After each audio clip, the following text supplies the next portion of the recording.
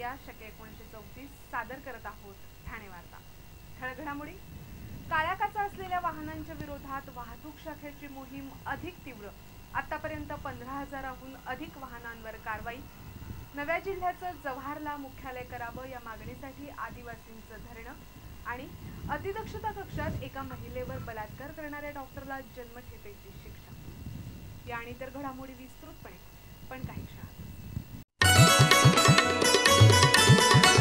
वसईच्या तहसीलदारांसह 2 व्यक्तींना लाच घेताना आज लाचलुचपत प्रतिबंधक विभागानं रंगेहात पकडले। वसईचे तहसीलदार विश्वनाथ गुजर यांनी अजय पिंपळे यांच्याकडे एका प्रकरणात 4.25 लाख रुपयांची मागणी केली होती। यापैकी 4 लाख रुपये तहसीलदार गुजर यांच्यासाठी तर उर्वरित रक्कम त्यांचा लिपिक नरेंद्र गोसावीसाठी मागण्यात आली होती। आज दुपारी ही रक्कम घेताना या दोघांना तहसीलदार कार्यालयातच रंगेहात पकडण्यात आलं। या दोघांविरोधात लाचलुचपत प्रतिबंधक कायद्याखाली गुन्हे दाखल करण्यात आले आहेत। या प्रकरणी उपअधीक्षक सुनील जाधव आणि पोलीस निरीक्षक नितीन काकडे तपास करत आहेत।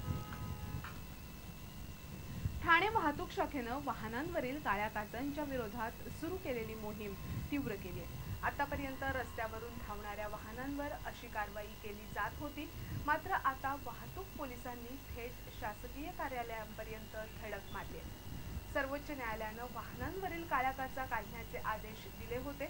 या आदेशावर कारवाई होत नसल्याची ओरड झाल्यानंतर वाहतूक शाखेनं गेल्या काही दिवसात काळ्या काचा असलेल्या वाहनांच्या विरोधात मोहीम सुरू केली होती।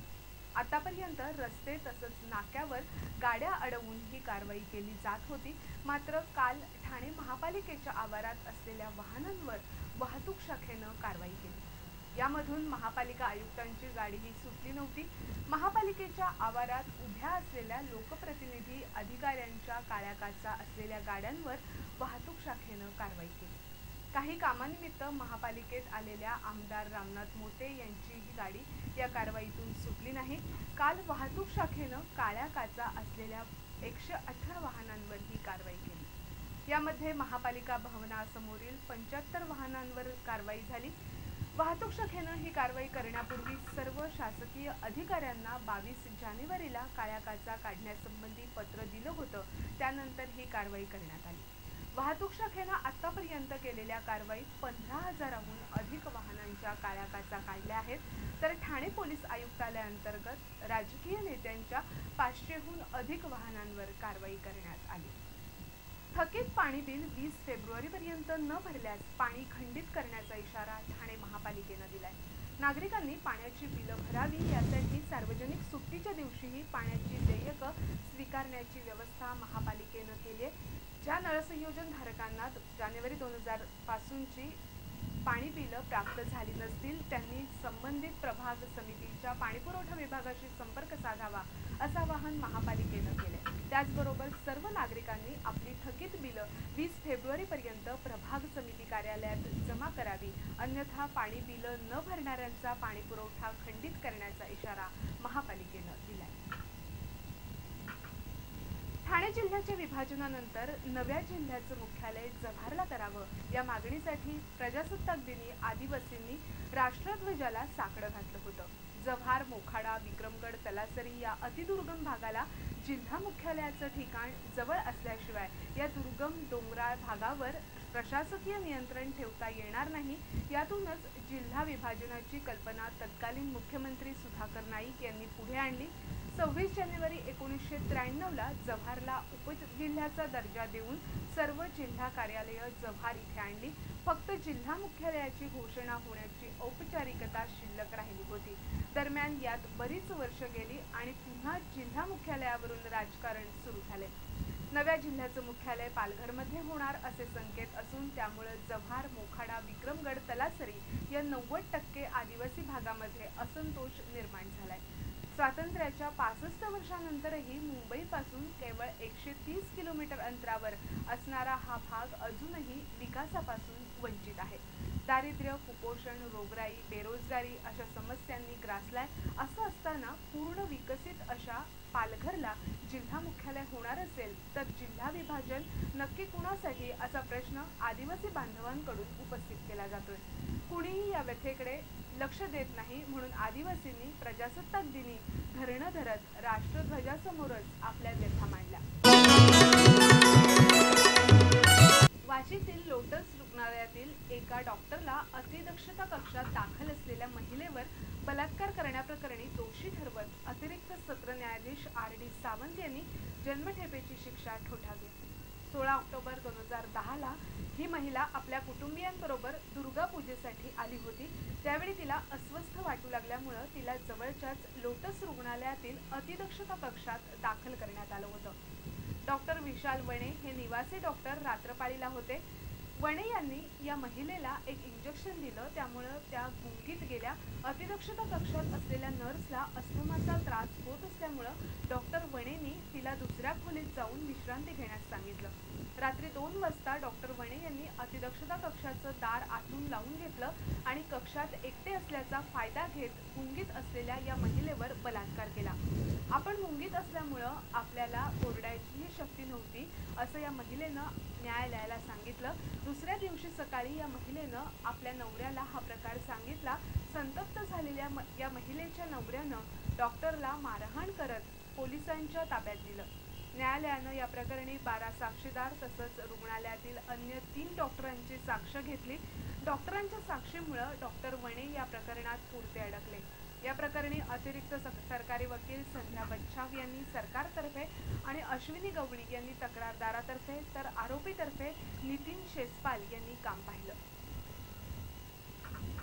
सोन्याचे दागिने चमकवून देतो सांगून कोपरीतील शशिकांत शिरगावकर यांची 3 लाख रुपयांची फसवणूक झाली। ठाण्याच्या कोपरी भागातील दामोदर निवासमध्ये राहणारे शशिकांत शिरगावकर हे टपाल खात्यातून निवृत्त झाले आहेत। निवृत्त झाल्यानंतर गेल्या काही वर्षापासून ते आपल्या मुलाच्या घरी राहत होते। त्यांचा मुलगा आणि सून कामाला गेले असताना शशिकांत हे आपल्या पत्नीबरोबर घरी होते। दुपारच्या वेळी एक अनोळखी व्यक्ती त्यांच्या घरी आली आणि आपण तांबे पितळेची भांडी तसंच सोन्याचे दागिने चमकवून देतो असं त्यांना सांगितलं। त्यांनी शशिकांत यांना तांब्याचं भांडं आणण्यास सांगितलं आणि आपल्याकडील पावडरनं हे भांडं नव्यासारखं चमकवलं। हे पाहून शशिकांत आणि त्यांच्या पत्नी खुश झाल्या। यावेळी या अज्ञात व्यक्तीनं त्यांना तुमच्या हातातील बांगड्याही चमकवू शकतो असं सांगितलं। त्यानुसार सोन्याच्या बांगड्या चमकवून दाखवल्यावर त्यांना तुमचं मंगळसूत्रही नव्यासारखं करतो असं सांगून भुलवलं। त्यांच्याकडील मंगळसूत्र घेऊन या अज्ञात व्यक्तीनं त्यांना गरम पाणी आणण्यास सांगितलं। गरम पाणी आणल्यानंतर सोन्याच्या बांगड्या आणि मंगळसूत्र त्यात टाकण्याचा बहाणा केला। थोड्या वेळानं हे दागिने पुन्हा काढले की चमकतील असं सांगून त्यांच्या 1,80,000च्या बांगड्या आणि 1,20,000चं मंगळसूत्र असा 3 लाखांचा ऐवज घेऊन या अज्ञात व्यक्तीनं पोबारा केला। सध्या कोपरी पोलीस या अज्ञात भामट्याचा शोध घेत आहेत। स्वयं या बहुविकलांग मुलांच्या पुनर्वसन केंद्राच्या वर्धापन दिनानिमित्त रंग सप्तसुरांचे उमलत्या मनाचे या कार्यक्रमाचं आयोजन करण्यात आलंय। आज एका पत्रकार परिषदेत ही माहिती देण्यात आली। स्वयं बहुविकलांग मुलांचे पुनर्वसन केंद्र स्वयं संस्थेतर्फे गेली 7 वर्ष चालवलं जातंय। या मुलांना उत्कृष्ट दर्जाचे उपचार उपलब्ध करून देण्यासाठी जागेची अडचण जाणवत होती। यासाठी ठाणे महापालिकेकडे पाठपुरावाही करण्यात येत होता। अलीकडेच महापालिकेनं कौशल्य हॉस्पिटलच्या तळमजल्यावर स्वयं या संस्थेस जागा उपलब्ध करून दिली आहे। या जागेत मुलांसाठी गट उपचार केंद्र आणि पालक प्रशिक्षण केंद्र सुरू करण्याकरता संस्थेला निधीची आवश्यकता आहे। या निधी संकलनासाठी येत्या 2 फेब्रुवारी रोजी रंग सप्तसुरांचे उमलत्या मनाचे या कार्यक्रमाचं आयोजन करण्यात आल्याचं यावेळी सांगण्यात आलं। या कार्यक्रमात सुप्रसिद्ध गायक अवधूत गुप्ते, मिलिंद इंगळे, बेला शेंडे, स्वप्नील बांदोडकर, किशोर कदम आणि पुष्कर श्रोत्री या कलावंतांचा सहभाग असणार आहे। मेंदूच्या काही भागातील पेशींची हानी झाल्यामुळे बहुविकलांगता येते। बहुविकलांगता आलेल्या बालकाला सांभाळणं हे त्यांच्या पालकांनाही अवघड होतं। अनेकदा संपूर्ण कुटुंब यामध्ये भरडलं जातं। या मुलांना स्वावलंबी बनवणं, त्यांच्यावर योग्य पद्धतीनं उपचार करणं यासाठी स्वयं संस्थेची स्थापना करण्यात आली।